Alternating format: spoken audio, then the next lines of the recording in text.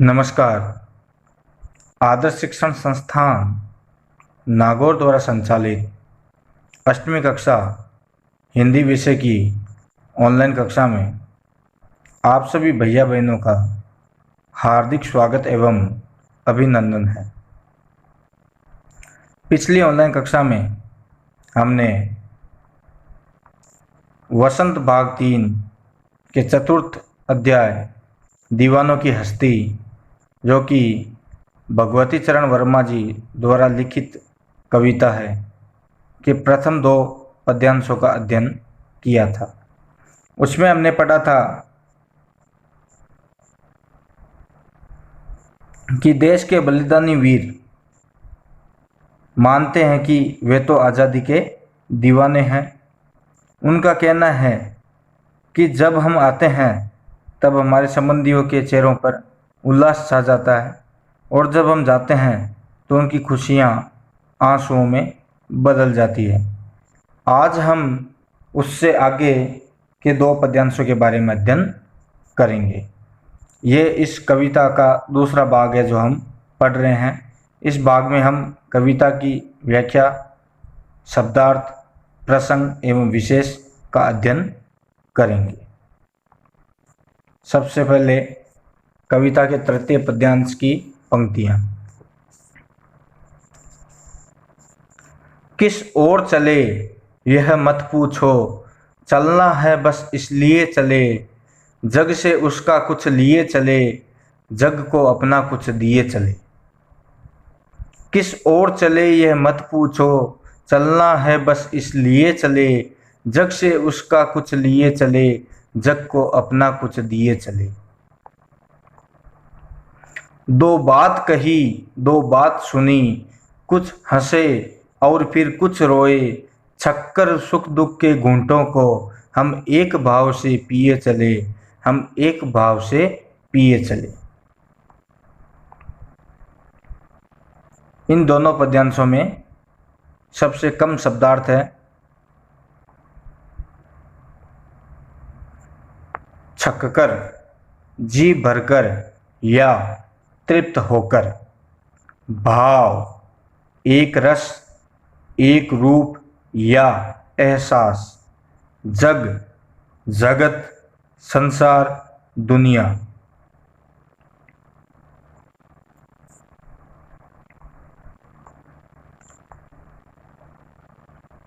कविता की पंक्तियां एक बार पुनः।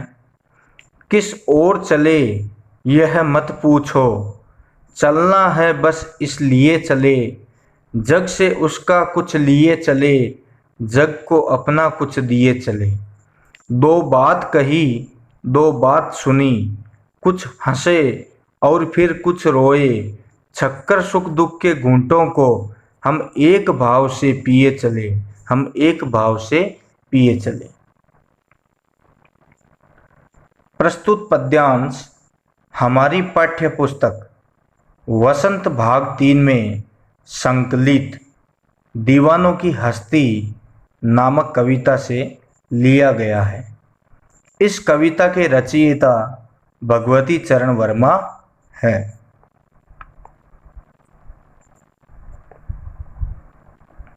इन पंक्तियों में कवि बताना चाहते हैं कि दीवाने वीरों की कोई निश्चित राह नहीं होती, राह यानी कोई निश्चित रास्ता नहीं होता, लेकिन चाहे सुख हो या दुख वे सभी को समान भाव से ही देखते हैं। व्याख्या।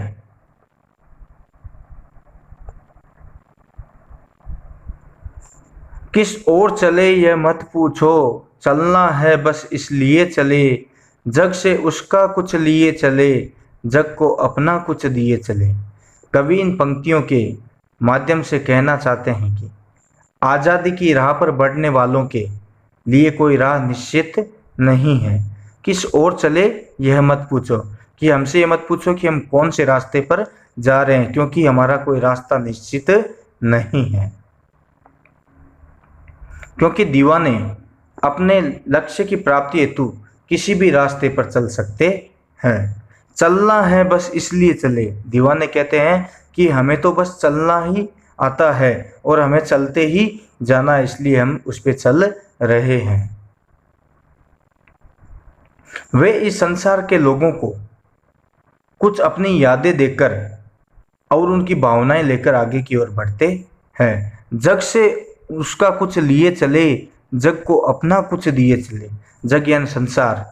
वे इस संसार के लोगों को, दीवाने इस संसार के लोगों को कुछ अपनी यादें देकर, यानी कुछ लिए चले और कुछ दिए चले, दे रहे हैं अपनी यादें और उनकी भावनाएं लेकर के आगे बढ़ रहे हैं। दो बात कही, दो बात सुनी, कुछ हंसे और फिर कुछ रोए। कवि कहते हैं कि वीर लोग संसार के लोगों से मिलते हैं तो कुछ अपनी कहते हैं, दो बात कही, दो बात सुनी, और कुछ दूसरों की सुनकर कुछ हंसे और फिर कुछ रोए।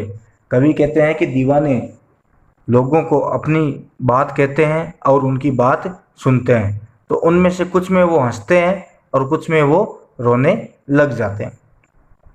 वीरजन संसार के लोगों से मिलते हैं तो कुछ अपनी कहते हैं और कुछ दूसरों की सुनकर हंस या रो लेते हैं। साथ ही जी भरकर सुख दुख के अनुभव को सहते हैं, लेकिन चाहे उनके सामने सुख हो या दुख हो, सभी को वे समान भाव से देखते हैं। दो बात कही, दो बात सुनी, कुछ हंसे और फिर कुछ रोए, छक्कर सुख दुख के घूंटों को हम एक भाव से पिए चले। लेखक कहते हैं कि वीर लोग होते हैं वो सभी के सुख दुखों के अनुभव को सहते हैं, लेकिन चाहे उनके सामने सुख हो या दुख हो, सभी को वे समान भाव से देखते हैं। अर्थात दीवाने अपने मस्त मौला स्वभाव के कारण लोगों में निस्वार्थ भाव से प्रेम बांटते हैं, उनका सुख दुख बांटते हैं, उनसे कुछ अच्छी व ज्ञान की बातें सीखते हैं और कुछ सच्ची बातें उनको भी सिखाते हैं।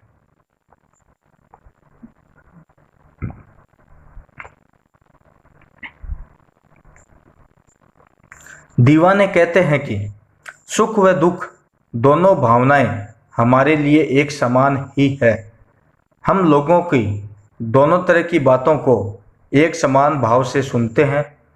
सुखी व्यक्ति के साथ उसकी खुशी बांटकर उसको दुगुना करने की कोशिश करते हैं, तो दुखी व्यक्ति के दुख को सुनकर अपने मधुर वचनों से उसको दिलासा देकर उसके दुखों को आता करने का प्रयास करते हैं। कवि कहते हैं कि जो दीवाने होते हैं वह दूसरों के सुख में भी खुश होते हैं और दूसरों के दुख में उनको दिलासा देते हैं और उनके दुखों को आदा करने का प्रयास करते हैं।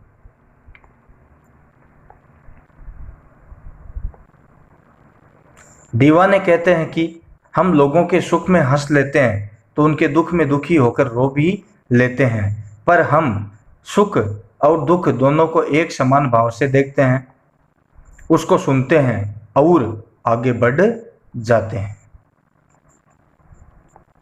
इन दोनों पद्यांशों में जो विशेष बात है, पहली भाषा सरल है, दूसरी दीवानों के मनमोजी स्वभाव का वर्णन किया गया है। इस प्रकार से ये आज के दोनों पद्यांश का अध्ययन हमने पूरा कर लिया है। अगली ऑनलाइन कक्षा में बाकी बचे 2 पद्यांशों का अध्ययन करेंगे। तब तक के लिए नमस्कार, धन्यवाद।